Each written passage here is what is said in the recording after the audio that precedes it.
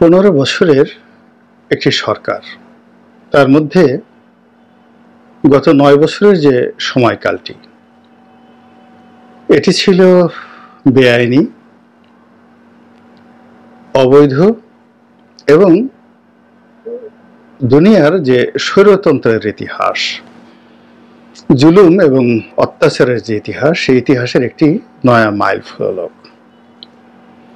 2014 থেকে 2024 এই সময়টিতে এই বাংলাদেশে যে গুম হয়েছে, খুন হয়েছে, আয়নাঘরের মতো যে দুর্ভাগ্যজনক এবং দুর্বিষহ যে ঘটনা ঘটেছে এবং সেই ধকল থেকে আমরা সবেমাত্র মুক্তি পেয়েছি 2024 সনের আগস্ট মাসের 5 তারিখে। এবং আমাদের এই জাতীয় জীবনের 10 বছরের যে দুর্বিষহ, দুর্বিপাক, বঞ্চনা, শোষণ, অত্যাচার, জুলুম, এই সব কিছুর বিপরীতে এখনকার যে স্বাধীনতা, সেই স্বাধীনতার যে স্বাদ এবং আহ্লাদ, এটি আমরা আসলে আত্মস্থ করতে পারছি না অনেকেই। কেন? মূল কারণ হলো যে আমাদের এই সমাজটিতে যে গণতন্ত্রের বাতাস সর্বদা যেভাবে প্রবাহিত হয় এবং আমাদের জনগণের যে গণতান্ত্রিক মন মানসিকতা যেভাবে কাজ করে এবং আমাদের পারিবারিক জীবন, ব্যক্তিগত জীবন, সামাজিক জীবন যেভাবে এই আচরণগুলো ঠিক আমাদের জীবনকে প্রভাবিত করে, ওই জিনিসটি এসে আসলে থমকে গেছে। সেটা কেমন? যেমন ধরুন, গ্রামের একজন মাতব্বর অথবা একজন মেম্বার, তাকে কেন্দ্র করে একটি ওয়ার্ডের 2000-2500 লোক তারা পরিচালিত হয়। মেম্বার সাহেব সমস্যাগুলো গ্রাম্য সালিশে নিষ্পত্তি করেন বা মাতব্বর সাহেব করেন। তারপর যদি একটু বাড়াবাড়ি হয়, তিনি চেয়ারম্যান সাহেবের কাছে যান বা থানাতে গিয়ে কোনো সাব ইন্সপেক্টর বা ইন্সপেক্টরের কাছে যান। মানুষ সরাসরি আম জনতায় গিয়ে এখানে আসলে থানা পুলিশের সঙ্গে হ্যান্ডেল করে না কোনো কিছু। তো মাতব্বর, মেম্বার, চেয়ারম্যান, পৌরসভার চেয়ারম্যান, উপজেলা চেয়ারম্যান, এমপি, তাদেরকে কেন্দ্র করে প্রতিটি জনপদে যে একটা যাকে বলা হয় রাজনৈতিক কৃষ্টি এবং কালচার গড়ে ওঠে, এটার মধ্যেই বাঙালি জাতির প্রাণ। এবং এটি 71 সনের পরে যেভাবে কাজ করেছে, 71-এর আগেও এটা ছিল। এবং যে সমাজ এই যে জনপদের যে প্রাণের স্পন্দন, এই স্পন্দনটিকে যত বেশি কাজে লাগাতে পেরেছে, সুন্দরভাবে কাজে লাগাতে পেরেছে, ততই সেই সমাজ এবং সেই সমকালীন যে রাষ্ট্র ব্যবস্থা, সেই রাষ্ট্র ব্যবস্থা উন্নত হয়েছে। শেখ হাসিনার সবচেয়ে বড় ভুল সেটি হলো জনগণের যে এই অভিলাষ বা ইচ্ছা, সেই ইচ্ছাকে সে সম্মান জানায়নি। তার কাছে মনে হয়েছে আওয়ামী লীগের বাইরে কোনো দল নেই, বঙ্গবন্ধুর বাইরে কোনো নেতা নেই, আওয়ামী লীগ ছাড়া কেউ মুক্তিযুদ্ধ করেনি। ফলে ওই যে মাতব্বর, মেম্বার, চেয়ারম্যান, এমপি পদমর্যাদার যে সকল ভিন্ন মতের লোক, সেটা জামাতের হোক, বিএনপির হোক কিংবা জাতীয় পার্টির হোক, তাদেরকে প্রত্যেকটি জায়গাতে নির্বিষ করে দেওয়া হয়েছে, অবশ করে দেওয়া হয়েছে। ফলে এলোমেলোভাবে আমাদের এই সমাজ ক্রিয়া করেছে এবং প্রতিক্রিয়া করেছে। তো সেই জায়গা থেকে বের হয়ে আমরা যখন 5 তারিখ একটা নতুন অবস্থার মধ্যে পড়েছি, তখন আমাদের দীর্ঘদিনের যে প্রাণের আশা এবং আকাঙ্ক্ষা, গণতান্ত্রিক চিন্তা এবং চেতনা, এগুলো একেবারে উপচে পড়েছে। যে যার মতো দাবি নিয়ে, দাওয়া নিয়ে রাস্তায় নামছেন। মানুষ স্বাধীনতার আনন্দে সব প্রোটোকল ভুলে গিয়ে প্রধান উপদেষ্টা মানে প্রধানমন্ত্রীর পদে যিনি আছেন ডক্টর ইউনূস তার বাসার সামনে হাজির হচ্ছেন। ছাত্ররা স্বাধীনতার আনন্দে সমস্ত বাধা পেরিয়ে সচিবালয়ে ঢুকে পড়ছেন, কোনো রকম পাস নাই, 17 তলাতে উঠে যাচ্ছেন। এটা আসলে মন্দ কিছু নয়, এটা স্বাধীনতার আনন্দ, এটা কিছুদিন থাকবে। এবং এখন যারা আছেন তাদেরকে এই বিষয়ে ধৈর্য ধারণ করতে হবে এবং যারা এই আনন্দ প্রকাশ করছে, চাহিদা জানাচ্ছে, তাদের প্রতি বিরক্ত না হয়ে বরং ভিন্ন দৃষ্টিভঙ্গিতে বিষয়টি বিবেচনা করা যেতে পারে। যেমন ধরুন, আপনার কাছে কেউ চাইছে কিছু, এর প্রাথমিক ব্যাখ্যা কি? আপনি দাতা, আপনি দিতে পারেন। তো কাজে আপনার কাছে যখন কেউ কিছু চাইছে, আপনি নিজেকে সম্মানিত বোধ করতে পারেন। আর যিনি চাইছেন, ধরে নিতে পারেন যে তিনি অভাবগ্রস্ত, তিনি বিভরগ্রস্ত, তার চাহিদা রয়েছে। আমাদের এই সমাজে আমরা কেউ সাধারণত হাত পাতি না, প্রয়োজন না হলে সাধারণত কেউ কিছু চায় না। আর রাস্তায় নেমে যখন আমরা কোনো কিছু দাবিনামা পেশ করি, তাহলে বুঝতে হবে যে অভাবটা বেশ জটিল, প্রয়োজনীয় এবং দীর্ঘদিনের। এবং সেই কারণে এই যে 15 বছরের যে বুভুক্ষ মানুষগুলো, সুবিধা বঞ্চিত মানুষগুলো, চাহিদা বঞ্চিত মানুষগুলো, যাদেরকে দমিয়ে রাখা হয়েছিল, তারা এই নতুন পরিবেশে তাদের সেই স্বাধীনতার কথা, প্রয়োজনের কথা জানান দেওয়ার জন্য রাজপথে নামছে। বিশৃঙ্খলা তৈরি হচ্ছে, আমরা অনেকে বিরক্ত হচ্ছি, অসহায় বোধ করছি, কিন্তু এটাই প্রকৃতির নিয়ম। এবং এই নিয়মটিকে যদি দমন পীড়নের মাধ্যমে বন্ধ করে দেওয়া হয় এবং এই নিয়মটিকে যদি একটি, যাকে বলা হয় ধৈর্যশীলতা, কূটনীতি, কৌশল, এগুলোর মাধ্যমে যদি নিষ্পত্তি করা না হয়, তাহলে এই স্বাধীনতার যে স্বাদ, এই স্বাদ আমাদের কাছে বিস্বাদে পরিণত হবে। কথাগুলো বলছিলাম এই কারণে যে এই সাম্প্রতিক সময় কিছু বিশৃঙ্খলা নিয়ে, অভাব নিয়ে, অভিযোগ নিয়ে নিদারুণ নেতিবাচক কথাবার্তা হচ্ছে এবং এরই প্রেক্ষিতে নির্বাচন কবে হবে, সংস্কার হবে, যেই কথাগুলো আসলে খুবই জনপ্রিয় ছিল। যেমন আমি বিএনপি বলেন, জামাত বলেন বা অন্যান্য রাজনৈতিক দলগুলো বলেন, তারা কিন্তু গত 3-4 বছর ধরেই মোটামুটি মানসিকভাবে প্রস্তুত যে আওয়ামী লীগের পতন যদি হয়ে যায়, তাহলে পরিস্থিতি সামাল দেওয়ার জন্য একটা নিরপেক্ষ সরকার আসুক এবং তারা 3 বছর, 4 বছর, 5 বছরও থাকুক। আমি অন্তত পক্ষে কারোর মধ্যে এই বিষয়ে কোনো বিতর্ক দেখিনি। সবাই চেয়েছে, কিন্তু তারা যে জিনিসটি চেয়েছে সেটি হলো যে সরকার আসবে তাদের সঙ্গে রাজনৈতিক দলগুলোর একটা দহরম মহরম সম্পর্ক থাকবে এবং রাজনৈতিক দলগুলোর যে কতগুলো সমস্যা রয়েছে সেই সমস্যাগুলো সেই সরকার বুঝবে এবং সেই অনুযায়ী রাজনৈতিক সমস্যাগুলো, রাজনৈতিক দলের সমস্যাগুলো যেভাবে নিষ্পত্তি হবে এবং একই সঙ্গে যারা ক্ষমতায় থাকবে তারা সব দলের সহযোগিতা নিয়ে যে প্রয়োজনীয় সংস্কারগুলো এগুলো খুব দরকার, যেগুলো জগদ্দল পাথরের মতো জাতির উপর চেপে আছে, সেটি আইন হোক, কানুন হোক, প্রথা হোক, নিয়োগ হোক, বদলি হোক, সব জিনিসগুলো সরকার করবে। কিন্তু গত 15 দিনে যেটি হচ্ছে সেটি হলো খুব দ্রুত অনেকগুলো ঘটনা ঘটে গেছে। যেমন উপদেষ্টা মণ্ডলী নিয়োগ পেয়েছেন। এখন প্রথা অনুযায়ী দেশের রাজনৈতিক দলগুলোর সাথে আলাপ আলোচনা করে সব দলের সংমিশ্রণে তারা নিরপেক্ষ লোক, সমাজে ভদ্রজন, অতীতে আমরা যে কয়টি তত্ত্বাবধায়ক সরকার পেয়েছি এটি অন্তর্বর্তীকালীন কিন্তু তত্ত্বাবধায়কের মতোই, সেখানে বিএনপির মাইন্ডেড লোক ছিল, জামাত মাইন্ডেড লোক ছিল, আওয়ামী লীগ মাইন্ডেড লোক ছিল, ফলে তাদের সঙ্গে একটা যাকে বলে রাজনৈতিক দলগুলোর একটা সম্পর্ক থাকার কারণে কোনো অভিযোগ আসেনি। কিন্তু এইবার যারা নিয়োগ পেয়েছেন তারা কাদের মাধ্যমে মনোনীত হয়েছেন, কিভাবে হয়েছেন, কারা করেছে, কোন জায়গা থেকে করেছে, এটি এখনই স্পষ্ট নয়। ফলে কি হচ্ছে, এই সরকারের যে কর্মকাণ্ডের যে ধারাবাহিকতা, সেই ধারাবাহিকতা তৈরি হচ্ছে না। যেহেতু তাদের সঙ্গে রাজনৈতিক দলগুলোর সমর্থন নেই, ফলে সেই রাজনৈতিক দলের চেইন অফ কমান্ডে যে জনসমর্থন, সেই জনসমর্থন না থাকার কারণে ছোটখাটো সমস্যা এই উপদেষ্টা মণ্ডলী তারা সামাল দিতে পারছেন না।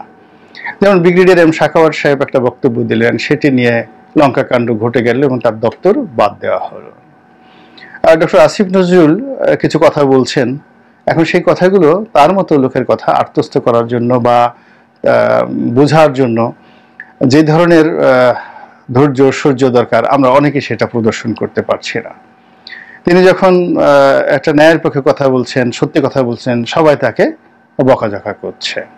তো এরকম যদি হয়, আমি দেখলাম যে ডক্টর আসিফ নজরুল যেই দিন দায়িত্ব নিয়েছিলেন, এমনকি একেবারে যখন কারফিউ চলছিল তখনও তার চেহারা ছিল যত সুন্দর ছিল, দায়িত্ব নেওয়ার পর তিনি অনেকটা বিমর্ষ হয়ে পড়েছেন। তো এইটার কারণ হলো যে রাজনৈতিক দলগুলোর সঙ্গে এই উপদেষ্টা মণ্ডলীদের যে সম্পর্ক এটি নেই, আর ডক্টর মোহাম্মদ ইউনূসের নেতৃত্বে যে সরকার, সেই সরকার যে রুটিন ওয়ার্ক, সেই রুটিন ওয়ার্ক অনুযায়ী রাজনৈতিক দলগুলোর মধ্যে যে ধরনের বৈঠক হওয়া দরকার সেটা হচ্ছে না। না হওয়ার ফলে কি হচ্ছে, অনেকে ধৈর্য হারিয়ে ফেলছেন, অনেকের সন্দেহ হচ্ছে, অনেকের অবিশ্বাস কিন্তু মারাত্মকভাবে বেড়ে যাচ্ছে। কেউ বলছেন যে এই সরকার কতদিন থাকবে, এই সরকারের পেছনে কারা আছে, এই সরকারের উদ্দেশ্য কি, তারা কি আজীবন ক্ষমতায় থাকবেন, নাকি আবার তাদেরকে তাড়ানোর জন্য নতুন করে বিএনপি, আওয়ামী লীগ, জামাত একত্র হয়ে তারা আবার আন্দোলন করতে হবে রাজপথে, এরশাদ বিরোধী আন্দোলনের মতো।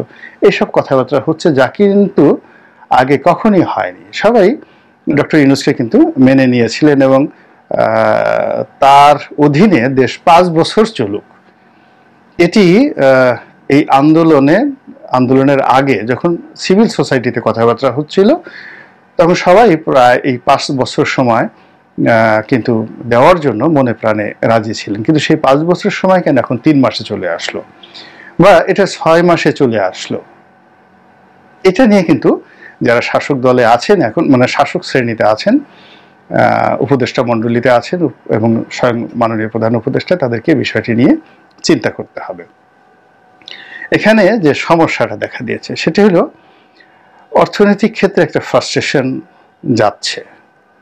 এটি রাতারাতি কারো পক্ষে সম্ভব নয়, সুদীর্ঘ সময় লাগবে। অর্থাৎ ধরুন গোলাম দস্তগীর গাজী তার শিল্প প্রতিষ্ঠানে 20-30 হাজার লোক চাকরি করতো, বা 10 হাজার লোক চাকরি করতো, আমি জানি না।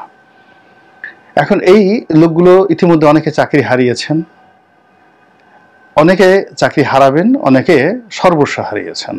বেক্সিমকো গ্রুপে যারা চাকরি করতেন, কিংবা আওয়ামী লীগের নেতারা যারা পালিয়েছেন, বড় বড় শিল্প প্রতিষ্ঠান চালাতেন, এমনকি ওই যে ছাগলকাণ্ডে যে মতিউর রহমান যে কাস্টম কর্মকর্তা ছিলেন, তার প্রতিষ্ঠানেও 10-12 হাজার লোক চাকরি করত। এখন এই যে একটা টানাপোড়েন হলো, এই যে একটা অভ্যুত্থান হলো, আমরা হয়তো অনেকেই খুশি হয়েছি, কিন্তু কম করে হলেও 10 লাখ লোক প্রাইভেট সেক্টরে এই মুহূর্তে চাকরি হারানোর ভয়ে আছেন।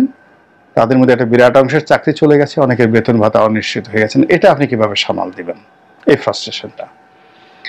2 নম্বরে যে সমস্যা সেটা হলো এদের সঙ্গে যে ব্যাংকিং ব্যবস্থার যে যোগাযোগ রয়েছে, সংযোগ রয়েছে। বাংলাদেশ ব্যাংক খুব চেষ্টা করছেন, এখানে দুজন একদম অসম্ভব মেধাবী দুজন লোক এই সেক্টরে আসছেন, একজন বাংলাদেশ ব্যাংকের গভর্নর আর একজন হলেন অর্থমন্ত্রীর দায়িত্বে নিয়োজিত। দুজনই ব্যাংকিং ব্যবস্থা, বাংলাদেশ ব্যাংক, সেন্ট্রাল ব্যাংক, অর্থ মন্ত্রণালয়, এই সম্পর্কে যথেষ্ট অভিজ্ঞতা সম্পন্ন। তারা চেষ্টা করছেন, কিন্তু ব্যাংকগুলো তো ফোকলা হয়ে গিয়েছে, ব্যাংকে তো টাকা নেই।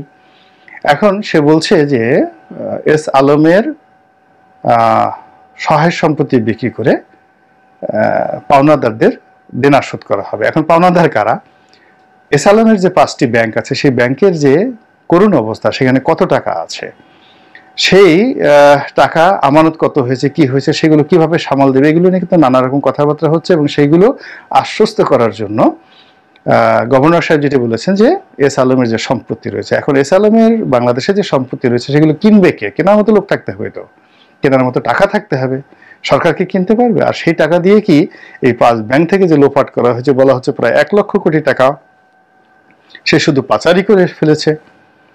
ঋণ ঠিন সব সহ কত কোটি টাকা নিয়েছে তার কোনো ইয়ত্তা নাই। তাহলে এগুলো কিভাবে সামাল দেওয়া হবে? এর বাইরে যে সার্বিক ব্যবসা বাণিজ্যে যে মন্দা চলছে, মার্কেটগুলো খুচরা বিক্রেতা থেকে শুরু করে সব জায়গাতে মারাত্মক মন্দা চলছে। তো এই ফ্রাস্ট্রেশনগুলো এই মুহূর্তে একেবারে বাস্তব। আর এই বাস্তব মানে প্রতিদিন, প্রতি মুহূর্তে, প্রতিক্ষণে প্রতিটি মানুষকে একেবারে কামড়ে ধরছে। আর এই সকল সমস্যার সমাধান করার জন্য কেবলমাত্র রাজনৈতিক শক্তি, রাজনৈতিক সমঝোতা এবং রাজনৈতিক যে প্রাণবন্ততা, প্রাণের উচ্ছলতা, এটাই কেবলমাত্র এই সমস্যা দূর করতে পারে। তো এখন সেটি দূর করার জন্য যেটি হয় সেটি হলো এই রাজনৈতিক দলগুলো যদি মাঠে ময়দানে নির্বিঘ্নে নিশ্চিন্তে কাজ করতে পারে, তারা থানা পুলিশের সাহায্য পেতে পারে, মাঠে সেনাবাহিনী যারা কর্মরত রয়েছে তাদের সাহায্য সহযোগিতা পেতে পারে, দুষ্টের দমন এবং শিষ্টের পালনে যেন রাজনৈতিক দলগুলো এবং আইন শৃঙ্খলা রক্ষাকারী বাহিনীর কর্তারা যেন কাঁধে কাঁধ মিলিয়ে যেভাবে একটি নির্বাচিত সরকার কাজ করে ঠিক ওইভাবে যেন কাজ করতে পারে, সেই পরিবেশ না তৈরি করা পর্যন্ত এই জনপদে প্রাণের যে উচ্ছলতা এটা ফিরে আসবে না। ফলে কি হচ্ছে, ফ্রাস্ট্রেশন বা হতাশা বাড়ছে। আর এই হতাশার মধ্যে বিভিন্ন পক্ষ, কেউ খুব বেশি আশা দেখাচ্ছেন, কেউ বেশি ফ্রন্ট তৈরি করার চেষ্টা করছে, নেকে ধরো, ওকে মারো, ওকে করো, ওর বাসা চেক করো, ওখানে তল্লাশি করো, তারপর ওখানে আওয়ামী লীগ আছে, ওখানে যুবলীগ আছে, ওখানে ছাত্রলীগ আছে, ওই ব্যাংকে ওই দলের লোক, ওই কর্মকর্তা ওই দলের লোক, ওকে তাড়াও। এরকম হাজারো রকম নিত্য নতুন ফ্রন্ট প্রতিদিন খোলা হচ্ছে। যেমন একজন স্কুলের প্রধান শিক্ষক, প্রাইমারি স্কুলের প্রধান শিক্ষক, তাকে বদলি করতে হবে। একটা হাই স্কুলের প্রধান শিক্ষক, তাকে পদত্যাগ করতে হবে, কমিটিগুলো বাদ দিতে হবে। তো আপনি চিন্তা করুন যে বাংলাদেশে কত লক্ষ এরকম শিক্ষক আছে। এরপর আনসারদের এই সমস্যাটা হলো। পুলিশের মধ্যে এখনো পর্যন্ত যাকে বলা হয় স্বাভাবিক কর্মকাণ্ড ফিরে আসেনি। আমি নিউ মার্কেট থানাতে গেলাম একটা কাজের জন্য আজকে সকালবেলা, গিয়ে দেখলাম পুরো থানাতে 2-3 জন কর্মকর্তা আছেন, এর মধ্যে 2-3 জন মাত্র ড্রেস পরে আছেন, আর বাকি সবাই সিভিল ড্রেসে। তাহলে নিউ মার্কেট থানার মতো, মানে নীলক্ষেত থানার মতো অতি গুরুত্বপূর্ণ একটি থানাতে একজন ডিউটি অফিসার ড্রেস পরে আছেন, আর 2-3 জন সাব ইন্সপেক্টর আছেন যাদের সিভিল ড্রেসে। ওসি নেই, ওসি আগের দিনে ছিলেন, 2বার করে ওসি এখানে বদলি হয়েছে। আবার নতুন আরেকজন ওসি এসছে, যিনি 2 দিন কাজ করার পর আবার তাকে চলে যেতে হয়েছে। ওসি তদন্ত, তিনি বসে ওসির দায়িত্ব পালন করার চেষ্টা করছেন, এবং থানার গেট বন্ধ, হালকা একটু খুলে আছে, লোকজন ঢুকছে বেরোচ্ছে থানা চত্বরে, সেই কুকুরগুলো শুয়ে আছে। আপনি এ দৃশ্য না দেখলে বুঝতে পারবেন না। এবং কেউ বললো অমুক থানা পড়ে গেছে। এই আবার সেই খাগড়াছড়িতে সেনাবাহিনীর সঙ্গে একটা অপ্রীতিকর ঘটনা ঘটেছে, খাগড়াছড়ি না কোন একটা থানার যেন পার্বত্য অঞ্চলের, সেটি নিয়ে পুলিশের মধ্যে নিদারুণ আলাপ আলোচনা হচ্ছে। সব মিলিয়ে যে হতাশা, সন্দেহ, অবিশ্বাস এবং অস্পষ্টতা, এটি একেবারে বাস্তব। এবং এই বাস্তবতার কারণেই ডক্টর ইউনূসকে নিয়ে মানুষের যে স্বপ্ন ছিল, সেই স্বপ্ন ধীরে ধীরে ভাঙতে শুরু করেছে, স্বপ্নের বরফ গলতে শুরু করেছে। মানুষ তাকে যে একটা লম্বা সময় দিতে চেয়েছিল, তাদের বক্তব্য হলো যে মর্নিং শোজ দ্য ডে, একেবারে শুরুতেই তো আমরা এমন কিছু দেখছি না যে কারণে 5টি বছর আপনার প্রতি নির্ভর করা যায়। ফলে এই দ্রুত নির্বাচন দেওয়ার জন্য বিভিন্ন মহল থেকে চাপ দেওয়া হচ্ছে। আর এখন এই যে অরাজকতা চলছে, এই অরাজকতার ফলে সবচেয়ে বেশি ক্ষতিগ্রস্ত হচ্ছে বিএনপি। এর কারণ হলো সারা দেশে যে অরাজকতা শুরু হচ্ছে, চাঁদাবাজি শুরু হচ্ছে, হয়তো আওয়ামী লীগের লোকে করছে, হয়তো অন্য লোক করছে, হয়তো বিএনপির লোক করছে, কিন্তু দায় দায়িত্ব বিএনপির কেন্দ্রীয় কমান্ডের কাছে চলে আসছে। এবং পত্রপত্রিকা যেভাবে বিএনপির নাম আসে, তাতে করে বিএনপি দ্রুত জনপ্রিয়তা হারাচ্ছে। ফলে যদি একটি নির্বাচন হয়ে সেখানে বিএনপির হাতে রাজনৈতিক কমান্ডটা আসে, সে ধরুন সংখ্যাগরিষ্ঠতা নাও পেল, কিন্তু যে এলাকাতে তার এমপি হচ্ছে, নির্বাচিত হবে, তারা তো সেই এলাকায় নিয়ন্ত্রণ করতে পারবে। আর অন্য এলাকাতে যদি জামাতের হয়, আওয়ামী লীগের হয়, অন্য কারো হয়, তখন তারা সেই এলাকার জন্য দায়ী হবে। কিন্তু এখন দেখা যাচ্ছে ঢালাওভাবে কোথাও চাঁদাবাজি হচ্ছে, 10 মুখে বলছে বিএনপি করছে, কোথাও দখল হচ্ছে, কোথাও বা অন্য কোনো অকারেন্স ঘটছে। সব মিলিয়ে বিএনপি যে চাপের মধ্যে পড়েছে, তো এই চাপ থেকে বাঁচার জন্য আসলে তাকে নির্বাচনের বিকল্প অন্য কোনো ব্যবস্থায় তার বিশ্বাস রাখা, আস্থা রাখা সম্ভব নয়। এমনকি ডক্টর ইউনূস এখন যা করছে তার চেয়ে যদি 1000 গুণ ভালো করেন, তাহলে হয়তো ডক্টর ইউনূসের জন্য ভালো, কিন্তু বিএনপির জন্য এখন যে পরিবেশ পরিস্থিতির সৃষ্টি হয়েছে, তাতে ক্রমশ তার জনপ্রিয়তা হুমকির মধ্যে পড়ছে, তার চেইন অফ কমান্ড ভেঙে পড়ছে, এবং অনেক জায়গাতে মারামারি কাটাকাটি হচ্ছে। দলের মধ্যে বিভিন্ন গ্রুপ উপগ্রুপ নিয়ে অনেক মানুষ আশাহত হয়ে পড়ছে, বিএনপি নেতাকর্মীরা, এবং বিশেষ করে মনোনয়ন যারা প্রত্যাশী, তাদের মধ্যে অন্তর্ঘাত কলহ বেড়ে যাচ্ছে এবং কোনো কোনো জায়গাতে নিয়ন্ত্রণ করা যাচ্ছে না, এবং অনেকগুলো কমিটি বাদ দেওয়া হয়েছে, অনেকে শাস্তি দেওয়া হয়েছে, কিন্তু পরিস্থিতি দিনকে দিন ভালো না হয়ে আরো খারাপের দিকে যাচ্ছে। তো এই অবস্থা থেকে পরিত্রাণের জন্য বিএনপি বা সমমনা যারা দল, তারা একটি দ্রুত একটা নির্বাচনের জন্য একটা রোড ম্যাপ চাচ্ছে। এখন সেই রোড ম্যাপ চাওয়ার বিপরীতে ডক্টর মোহাম্মদ ইউনূস যে ভাষণ দিয়েছেন, সেই ভাষণ একটা ইনফিনিট ভাষণ, এবং সেই ভাষণের মধ্যে কোনো দিক নির্দেশনা নেই। ফলে আমার কাছে মনে হচ্ছে যে আমরা যে স্বপ্ন বাসর